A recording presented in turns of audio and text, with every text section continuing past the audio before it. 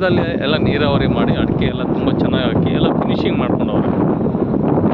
ಅದರಲ್ಲೂ ಈ ಭೂಮಿ ತುಂಬ ಒಳ್ಳೆ ಗುಣಮಟ್ಟದಂಥ ಭೂಮಿ. ಇದು ಕೆಂಪು ತುಂಬ ಚೆನ್ನಾಗಿದೆ.